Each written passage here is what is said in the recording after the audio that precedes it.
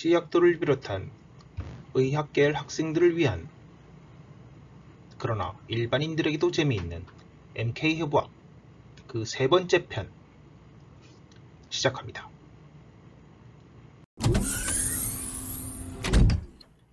오늘은 등뼈와 허리뼈를 다룹니다.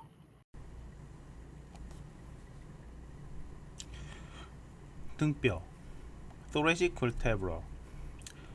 등뼈 thoracic vertebra는 12개로 구성되고 크기는 cervical vertebra, 목뼈와 lumbar vertebra, 허리뼈의 중간이며 위에서 밑으로 내려갈수록 커지는 경향을 보입니다. 등뼈는 척추뼈의 일반 모양과 거의 같으며 립, 갈비뼈가 연결되는 것이 큰 특징이다 보니 등뼈의 척추뼈 몸통 vertebral body의 측면과 등뼈의 가로돌기 transverse process에는 갈비뼈와 연결되는 관절면 articular facet이 있습니다. 하지만 모든 등뼈에서 다 그런 것은 아닙니다. 등뼈를 부를 때 좀 더 간략하게 불러보기 위해서 첫 번째 등뼈를 TV1, thoracic vertebra 1을 줄인 것이죠. 혹은 T1이라고 할 수 있는데 저희는 더 간략한 걸 좋아하니까 앞으로 T1이라고 불러보겠습니다. 단 터미네이터의 코드네임과는 구별해 주세요.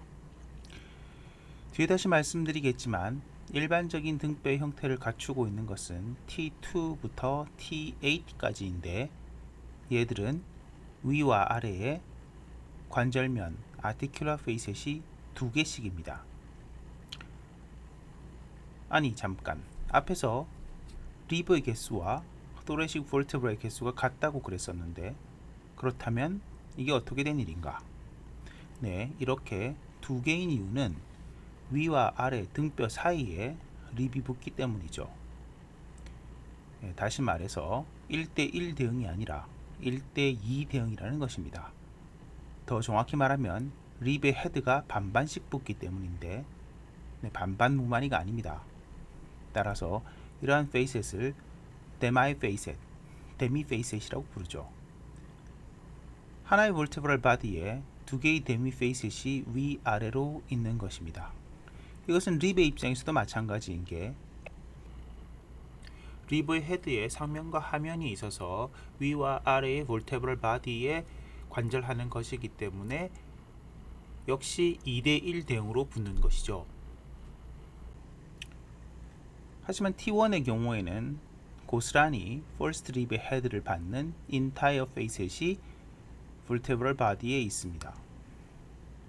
여기에 더해서 second rib의 헤드가 그 중에서 이제 upper facet을 받는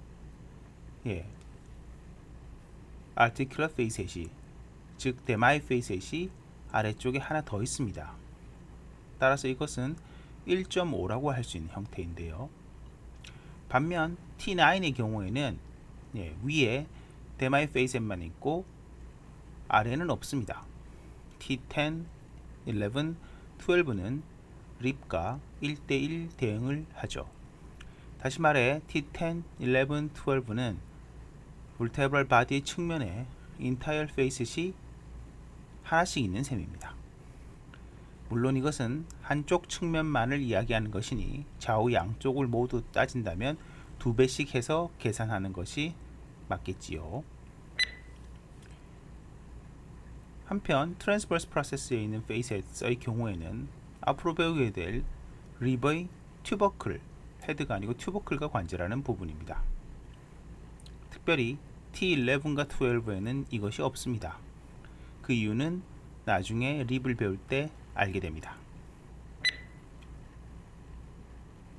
앞에서도 설명드렸다시피 vertebral body의 관절면은 립의 헤드와 관절하게 되므로 이것을 costocapitular facet이라고 합니다. 카피툴룸이라고 하면 헤드의 뜻이죠. 트랜스버스 프로세스의 관절면은 립의 튜버클과 관절하게 되기 때문에 costotubercular facet이라고 부릅니다. 등뼈의 일반적인 형태라고 하면 T2에서부터 T8까지의 모양을 정리하는 것이라고 할 수 있는데, 앞으로 이를 중심으로 전반적인 설명을 드리겠지만 이 형태에서 다소 벗어나는 나머지 녀석들의 설명도 곁들여 가면서 진행하겠습니다. 먼저 척추뼈 몸통, vertebral body. 목뼈보다는 크고 허리뼈보다는 작은데요. 전반적으로는 위에서 아래로 갈수록 커진다고 봐야겠습니다. vertebral foramen 이 동그랗기 때문에 이로 인해서 vertebral body의 뒷면이 살짝 약간 들어가게 되어 있는 부분을 제외한다면 전체적으로 봤을 때는 허리 쪽이 살짝 잘록한 원통형 형태라고 보셔야겠죠. 영어로 한다고 하면 cylindrical shape입니다. 상부 등뼈의 몸통은 목뼈에서 등뼈로 변환하는 과정을 볼 수가 있고, 하부 등뼈의 경우에는 그 몸통이 등뼈에서 허리뼈처럼 점차 변화하는 모습을 보이는 것이 특징입니다. 특히 T1은 목뼈와 거의 비슷해서 이 녀석의 몸통은 좌우 디멘션이 전후 디멘션의 거의 2배 가까이 됩니다. T2는 이러한 성향이 남아있지만 전후와 좌우 디멘션의 차이가 적고, T3의 vertebral body가 제일 작죠. 몸통이 앞면에 평평했던 T1과 T2에 비해서 T3는 볼록한 몸통의 앞면을 보여줍니다. T4는 특징적인 heart-shaped body를 가지게 되고요. T5부터 T8까지는 좌우 길이는 길어지지 않고 전후 길이만 길어지는 경향을 보여줍니다.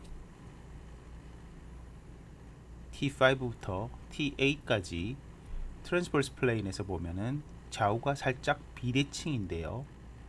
트랜스버스 플레인에서 봤다는 것은 위에서 보거나 아래에서 봤다는 얘기가 됩니다.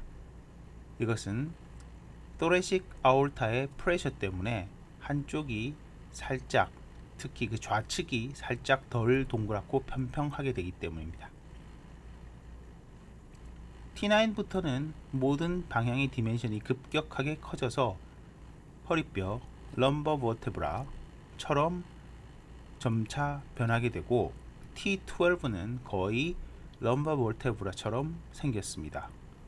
이와 같은 변화는 thoracic vertebra의 cervical end와 lumbar end에서 큰 플렉션과 익스텐션 레인지를 보여주는 데 기여하고 있다라고 봐야 될지도 모르겠습니다. vertebral body의 위와 아래에 립과 관절하는 두 개의 페이셋, 앞에서 말씀드렸던 카스토카피출러 페이셋이 있는 경우가 대부분인데, 앞서 말씀드린 바와 같이 반쪽만 있는 형태라서 이를 데미 페이셋이라고 부릅니다. 또 다른 용어로서 이 부분이 이제 살짝 온폭하게 들어가기 때문에 갈비 오목, 코스탈 포베아라고도 부르죠. 즉 코스탈 포베아, 코스탈 페이셋 같은 말이 됩니다.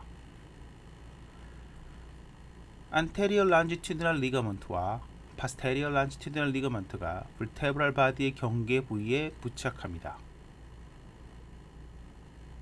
cast vertebral joint, 즉 립과 vertebral 사이에서 이루어지는 관절에 있는 capsular ligament, 그리고 radiate ligament의 경우에는 coastal facet, 다른 말로 coastal fovea 주변에 붙죠.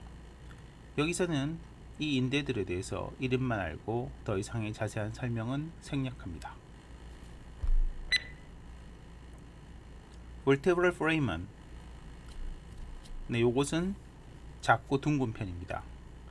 그래서 페디클이 목뼈에서와 같이 다이벌지한 방향으로 뻗어 있지 않고 그냥 뒤로 뻗어 있습니다. 스파이널 코드 자체가 등뼈 부분에서 목뼈 부분보다 가늘고 동그랗기 때문이죠. 레머나는 굵고 짧게 생겼습니다. 인생살이를 얘기하는 것이 아닙니다. thoracic vertebra에서의 페디클의 크기와 각도는 아래로 내려갈수록 점진적으로 커집니다. 다시 말해서 크기도 커지고 아래로 내려갈수록 각도도 커지는 것입니다. 굵기도 두꺼워지죠. Superior vertebral notch는 T1에서나 살짝 보이고 아래에서는 잘 안 보이는데 Inferior vertebral notch는 전체에 걸쳐서 깊고 도드라지게 파져 있습니다. 지난 시간에 나왔던 리가멘tum flava는 레머나의 위 경계 superior border와 아래 앞면에 부착하게 됩니다.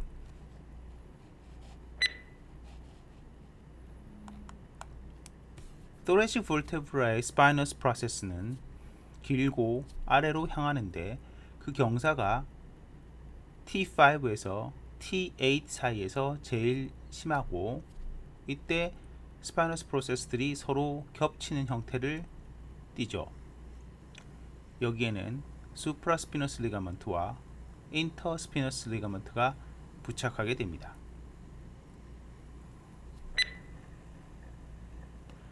관절돌기 articular process. superior articular process 위 관절돌기는 pedicular lamina junction에서 나오는데 얇고 거의 플랫합니다. 당연히 위로 나오고 살짝 후회 측 파스테로메디알리 한 디렉션을 보여주고 있습니다. 반면 아래 관절돌기 inferior articular process는 아래로 그리고 살짝 전외측 anterolaterally 한 방향으로 페이스하고 있습니다. inferior articular facet은 transverse plane 상에서는 컨벡스하죠. 등뼈 thoracic vertebra에서 허리뼈 lumbar vertebra의 관절돌기의 방향 변화는 주로 T11에서 일어나지만 개인차가 있을 수 있습니다. 가로돌기 transverse process 크고 몽둥이처럼 클럽-라이크하게 생겼는데 역시 pedicular lamina junction에서 나와서 후측방으로 뻗어나갑니다. 아래로 갈수록 thoracic vertebra의 transverse process는 짧아지죠. T1에서 T10의 등뼈의 가로돌기에는 갈비뼈, 립의 튜버클과 관절하는 타원형의 가로돌기 갈비 오목, 코스탈 퍼베아 혹은 페이스의 폴 튜버클 오브 립이 있습니다. 위의 5개 내지 6개에서 코스탈 페이셋이 오목하고 앞 가쪽 엔테로레터럴 디렉션을 향하고 있는 반면 그 아래쪽에서는 보다 편평해지면서 수페로레터럴 사이드 쪽을 향하게 됩니다. T1, T9, 10, 11, 12는 비정형적인 특징, 즉 앞에서 설명드린 T2에서부터 T8까지의 일반적인 형태에서 약간의 변형을 보여줍니다. 특히 T1의 경우 superior vertebral notch의 anterior border 부위에서 목뼈의 전형적인 파스테로레터럴 리핑 형태를 보여줍니다. T1에서는 앞서 말씀드린 것 같이 first rib의 whole facet이 vertebral body의 위에 있고요. 반달 모양의 댐의 facet이 second rib을 위한 것일 텐데 이것이 vertebral body의 아래에 있습니다. 가끔 위에 whole coastal facet이 불안정한 경우가 있는데 incomplete한 경우가 있는데 이 경우에는 first rib이 thoracic vertebra가 아니고 cervical vertebra인 C7에 관절하는 경우도 있죠. 일반적으로 T1의 spinous process는 수평에 가깝고 C7처럼 비교적 도드라지는 형태를 가집니다. T9의 경우 대부분 tense rib과 관절하지 못해서 10번째 갈비뼈와 관절하지를 못해서 아래쪽에 데미 페이셋이 없는 것이 보통이라 위에서 그렇게 설명을 드렸습니다만 모든 경우에 다 그런 것은 아니고요. 한편 T10, 11, 12의 경우에는 주로 whole face로 1대1 대응을 한다고 볼 수 있습니다. T10의 경우 조금 왔다 갔다 하는 경우가 있죠. T11과 12에서는 트랜스버스 프로세스에 리버의 튜버클을 위한 아티큘러 페이셋이 없습니다. T12는 럼바 버테브라와 매우 유사하며 트랜스버스 프로세스가 3개의 작은 튜버클, 다시 말해 superior, lateral and inferior 한 튜버클 정도로 보일 수가 있습니다. 그 중에 레터럴 튜버클이 진짜 트랜스버스 프로세스의 호몰로그라고 할 수 있겠죠.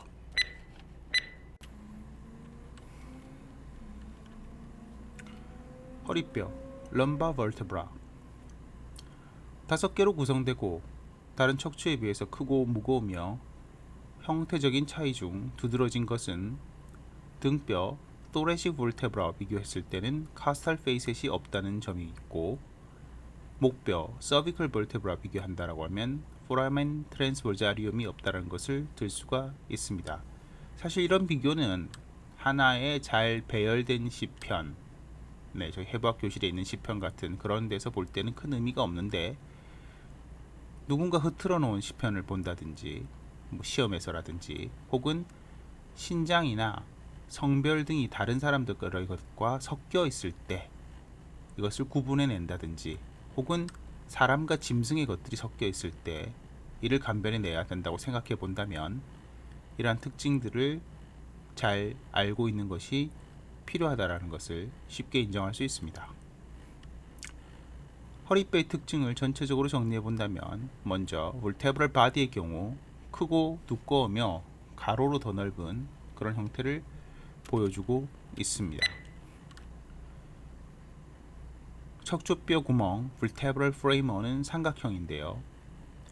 등뼈 레벨에서보다는 크지만 놀랍게도 목뼈 레벨에서보다는 작습니다.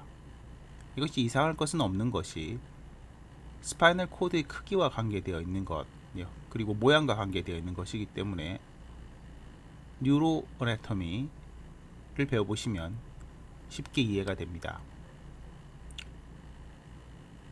페디클은 짤막하지만 강하게 후측방으로 볼테브럴 바디의 몸통 상단에서 뻗어나갑니다. 수피리어 볼테브럴 나치들은 얕고 인피리어 볼테브럴 나치는 깊습니다. 레모나들은 넓고 짧은 편이죠. 아티큘러 프로세스 중에서 위관절돌기 superior articular process는 수직으로 뻗어 있는데 관절면이 살짝 오목한 형태로 안쪽 그리고 살짝 뒤쪽으로 바라보고 있습니다. superior articular facet의 뒤경계부에서는 다소 거친 mammillary process라는 것을 관찰할 수가 있습니다. 아래 관절돌기 inferior articular process 역시 수직으로 뻗어 있는데요. 관절면은 superior articular facet과 달리 볼록합니다. 그리고 바깥쪽 그리고 살짝 앞쪽으로 향하고 있습니다. 위 관절면 superior articular facet은 오목하고요. 아래 관절면은 inferior articular facet은 볼록하다고 말씀을 드렸는데 이러한 상호 형태에 의해서 flexion과 extension, lateral bending 그리고 약간의 로테이션이 가능해집니다. articular facet의 inclination이라든지 혹은 depth of curvature의 경우는 섹스 디퍼런스가 있는 것으로 알려져서 유골에서 성별 감별을 할 때 사용할 수도 있습니다. 때때로 이러한 articular process는 좌우가 비대칭인 경우, 다른 경우가 있죠.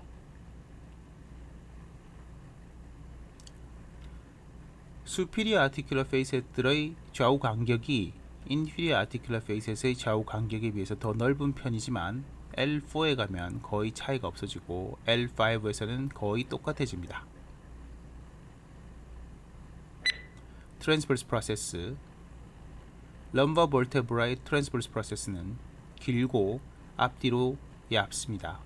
L5에서는 좀 예외적이라고 해야겠습니다만 일반적으로 위에 있는 4개는 transverse process가 전후로 압축되어 있고 후 외측으로 뻗어 있는 형태입니다. L5에서는 독특하게 transverse process가 휘어져 있는데요. 외측으로 가다가 전상방 쪽으로 주행하면서 뭉툭하게 끝납니다. 전체적으로 보았을 때 L4에 비해서 상방 인클리네이션을 보여준다라고 기술할 수 있습니다. 트랜스버스 프로세스는 L1에서부터 L3까지는 길어지고 L4와 5에서는 짧아집니다. 볼테브랄 바디, 몸통과 마찬가지로 트랜스버스 프로세스에 갈비뼈가 붙는 페이셋이 없습니다. 당연하죠. 토레식 볼테브라가 아니니까요. 트랜스버스 프로세스의 뿌리 부위에는 뒤쪽에서 뒤로 향한 작은 돌기가 있는데 이를 덧돌기, 액세서리 프로세스라고 합니다. 후, 하방, 그리고 측면을 가리키고 있죠. 이 액세서리 프로세스와 앞서 말씀드렸던 수피리어 아티큘러 페이셋의 뒤 경계부에 나오는 메멀러리 프로세스는 아주 가끔 상호 인대에 의해서 연결이 되어 있는 경우가 있는데 이때 그 인대 이름은 메밀리오 액세서리 리거멘트라고 부르고 또 이것이 석회화가 진행되는 경우가 있습니다. 이때 그 아래로 도잘 레이머스 오브 스파이널 러브, 스파이널 러브에 도잘 레이머스가 지나다닐 수가 있습니다. 럼버 버테브라의 가시돌기, 스파이너스 프로세스는 강대하고 짧으며 좌우가 납작한 모양의 네모 판상, 쿼드랭귤라 쉐입인데요. 위에서부터 아래까지 쭉 두텁게 생겼고 거의 수평으로 뒤로 돌출해 있습니다. 평균적으로 성인의 스파이널 코드는 L1의 미들 서드까지 내려와 있는 것이 보통입니다. 이것은 L1의 볼테브랄 포레이먼이 코너스 메둘라리스 혹은 코너스 터미널리스를 포함하고 있다는 의미가 됩니다. 역시 뉴로 어나토미를 좀 배우셔야 이해가 되는 부분인데요. 이하의 볼테브랄 포레이먼에는 카우다 이퀴나나 스파이널 메닌지스가 있다는 이야기가 되죠. 이것은 사실 신경과 뼈의 그로스 앤 디벨롭먼트 차이 때문에 생기는 현상인데요. 자세한 이야기는 뒤로 미루도록 하겠습니다. 당연하지만 코누스 메듈라리스의 위치도 개인차가 꽤 있기 때문에 늘 L1의 미들 서드까지 있는 것은 아니죠. L5의 경우는 매우 두텁고 강대한 트랜스버스 프로세스를 가지는데요. 이것들은 페디클 전체와 연결되어서 심지어는 몸통까지 이렇게 같이 연결되어 있는 경우가 있습니다. L5의 볼테브랄 바디는 가장 크고 전방 부분이 보더가 길어서 럼보 세이크럴 앵글을 형성하는 데 기여합니다. 여기까지 오늘은 토레식 볼테브라와 럼바 볼테브라를 정리해 보았습니다. 감사합니다.